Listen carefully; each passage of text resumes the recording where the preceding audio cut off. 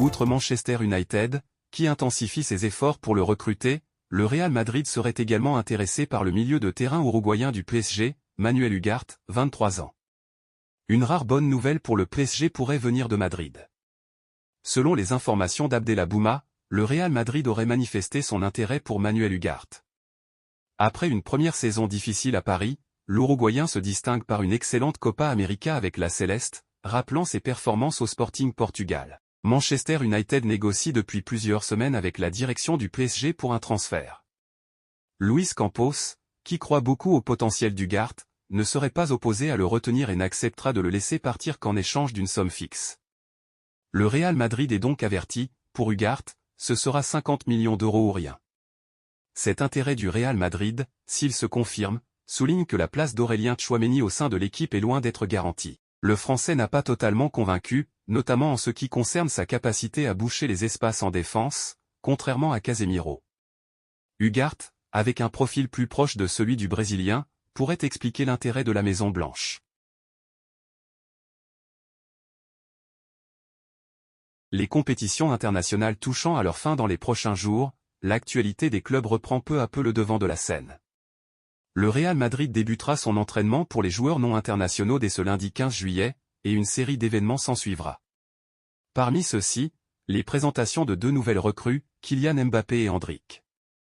Le second est attendu le 26 juillet prochain, tandis que la présentation du Français aura lieu dès le 16 juillet, comme confirmé aujourd'hui par le club. Le Real Madrid annonce que le mardi 16 juillet, à partir de 12 h, se tiendra la présentation de notre nouveau joueur, Kylian Mbappé, au Santiago Bernabéu. Au préalable, le président du Real Madrid, Florentino Pérez, accueillera Kylian Mbappé à la Ciudad Real Madrid pour la signature officielle du contrat de notre nouveau joueur, qui s'engage pour les 5 prochaines saisons. Après la présentation, Kylian Mbappé répondra aux questions des médias dans la salle de presse du Santiago Bernabéu, a déclaré le club dans un communiqué publié sur son site internet. Le latéral espagnol est revenu au Real Madrid l'été dernier, mais n'a pas vraiment convaincu sur le terrain. Le niveau d'exigence à Madrid est inégalé dans le monde du football et, bien souvent, les joueurs ont peu de temps pour faire leurs preuves. Fran Garcia fait partie de ceux qui n'ont pas réussi une première saison convaincante sous les couleurs du Real Madrid, et pour qui l'avenir est déjà un peu flou malgré un contrat courant jusqu'en 2027. Néanmoins, le club madrilène sait aussi se montrer patient lorsqu'il croit au potentiel d'un de ses joueurs, comme ce fut le cas avec Vinicius Junior. Des joueurs comme Thibaut Courtois ou encore Luka Modric avaient également connu une mauvaise première saison avec le club avant de connaître un immense succès dans la capitale espagnole. Davies reste une possibilité. Le problème pour Fran Garcia, comme le rapporte AS ce mercredi, c'est qu'une belle opportunité se présente aux dirigeants madrilènes avec Alphonso Davies. Le Canadien devrait quitter le Bayern Munich cet été selon les dernières rumeurs en provenance d'Allemagne, et le Real Madrid est sur le coup. Si le Bayern accepte de le vendre à un prix raisonnable, 30-40 M €, le Real devrait probablement procéder à l'achat. Dans le même temps, il n'est pas envisageable pour le club d'avoir 3 latéraux pour le même poste dans son effectif. Quelqu'un devra partir, et bien qu'on ait longtemps pensé que le cycle de Ferland Mendy touchait à sa fin, le Français a mis tout le monde d'accord cette saison. Carlo Ancelotti l'apprécie et souhaite le conserver. De l'autre côté, Fran Garcia a un contrat à long terme, une envie de rester, et rien n'indique que le Real n'est pas prêt à lui donner une seconde chance. Sauf si le club se voit obligé de prendre une décision à ce poste suite à l'arrivée du Canadien. La saison passée, l'Espagnol a disputé 31 matchs pour un total de 1700 minutes de jeu, profitant de la blessure de Mendy en début de saison. Selon AS, des clubs anglais s'intéressent à son profil, mais il est également important de noter qu'il est espagnol et issu du centre de formation du Real Madrid, ce qui compte aux yeux des dirigeants et pour les quotas de l'UEFA. Le feuilleton autour de Lenny Yoro promet d'animer les prochaines semaines du mercato, avec le Real Madrid en pole position pour l'enrôler. Le mercato est souvent perçu comme un jeu de dupes, ce qui tend à lasser les fans de football. Les différentes parties utilisent leurs médias pour distiller des messages en leur faveur, et nous en sommes témoins dans le dossier Lenny Yoro. D'après nos sources, confirmées par Marca, The Athletic et RMC Sport, le joueur de Lille a décidé de signer au Real Madrid et refuse toute discussion avec d'autres clubs. Le message a été clairement transmis à sa direction, et le club madrilène a indiqué qu'il le recruterait en tant que joueur libre en 2025 si les dirigeants lillois n'acceptent pas l'offre actuelle du Real.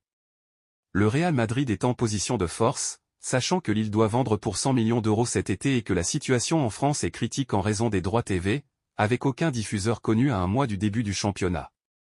De plus, Lenny Yoro n'a plus qu'une année de contrat et a déjà annoncé qu'il ne prolongerait pas. Selon nos informations, le club madrilène est prêt à débourser environ 40 millions d'euros pour le jeune joueur de 18 ans avec qui il a déjà un accord contractuel, prévoyant un salaire net de moins de 5 millions d'euros par an en cas de signature cet été. Cependant, Lille met la pression. Plusieurs médias français ont rapporté que d'autres clubs, notamment Manchester United, sont également intéressés par Lenny Yoro et auraient formulé une offre de plus de 50 millions d'euros au LOSC. Manchester United a fait une offre écrite pour Lenny Yoro de 50 millions d'euros plus des bonus, acceptée par Lille. Elle est nettement supérieure à la proposition du Real Madrid, loin d'avoir finalisé le deal. La priorité du joueur reste le Real, mais Manchester United pousse à affirmer Nabil Djelli. Bien que cette offre de Manchester United soit évoquée par d'autres médias, elle ne change pas fondamentalement la situation, car Lenny Yoro ne souhaite que le Real Madrid, et Lille ne peut pas l'obliger à signer ailleurs. En résumé, cette publication semble être une contre-attaque médiatique de Lille visant à rééquilibrer le rapport de force. Néanmoins, rien n'est encore signé entre le Real Madrid et Lenny Yoro, et tout reste possible dans le football, comme l'a démontré l'affaire Kylian Mbappé.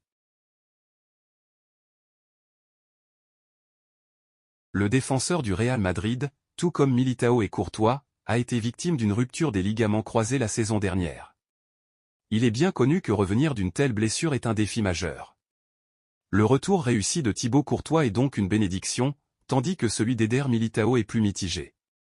Le Brésilien n'a pas encore retrouvé son meilleur niveau, comme observé en fin de saison avec le Real Madrid et avec la sélection nationale. Il aura besoin de temps. Pour Alaba, la situation est plus préoccupante. Plus tard dans la saison, David Alaba a souffert de la même blessure, et son cas semble être le plus grave des trois. La presse autrichienne a fourni des nouvelles inquiétantes ce mardi, indiquant qu'il faudra beaucoup de patience avant de le revoir sur le terrain. En effet, la blessure est plus grave que prévu, avec des complications au niveau du cartilage également touché, rapporte Die Presse. Un retour avant 2025 est déjà exclu. Selon Ramon Alvarez de Mont, le staff médical du Real Madrid avait rapidement compris après l'opération que sa récupération serait particulièrement complexe. Presque 7 mois après sa blessure, l'Autrichien éprouve toujours des difficultés à monter les escaliers, comme l'a observé un média local pendant l'Euro. Bien que forfait, Alaba avait accompagné ses coéquipiers.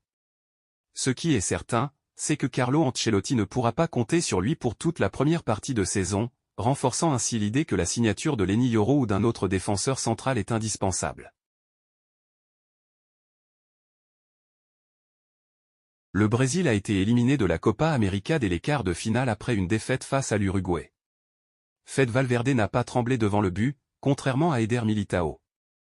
L'Uruguayen a inscrit le premier tir au but de la séance de tir au but, tandis que le défenseur madrilène a échoué lors de son face-à-face.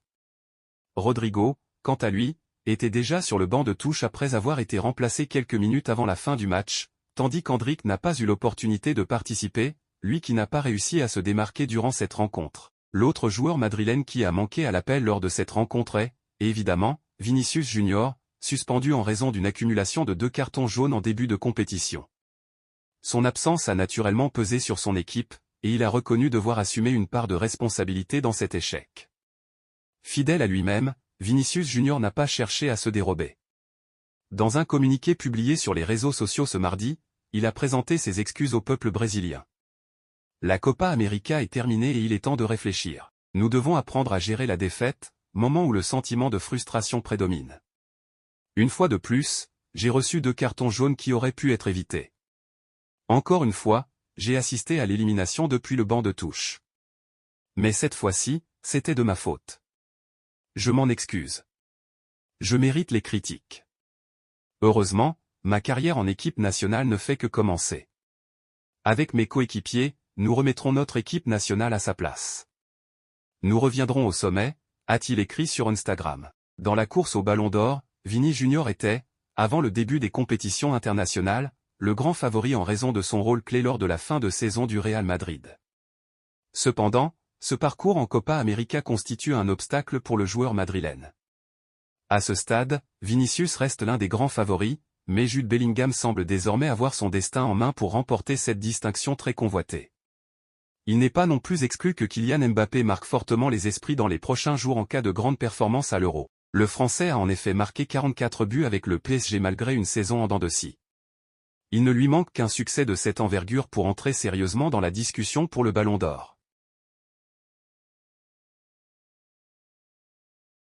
Matthijs de Ligt, défenseur central du Bayern Munich, est sur le point de devenir l'un des principaux acteurs du marché des transferts cet été. À 24 ans, le Néerlandais a décidé de rejoindre Manchester United, où il retrouvera Erik ten Hag, son ancien entraîneur à l'Ajax Amsterdam. Écarté par Ronald Koeman lors de l'Euro 2024, De Ligt a pris la décision de quitter le Bayern après avoir constaté qu'il n'était plus une priorité pour le club bavarois. Cette situation a ouvert la voie à un transfert vers la Premier League. Selon le Manchester Evening News, les conditions personnelles de son contrat à Old Trafford sont déjà établies. La transaction, estimée à 50 millions d'euros, montant demandé par le Bayern, devrait être finalisée prochainement. De Ligt est donc sur le point de renforcer les rangs des Red Devils, retrouvant ainsi un environnement familier sous la direction de Ten Hag.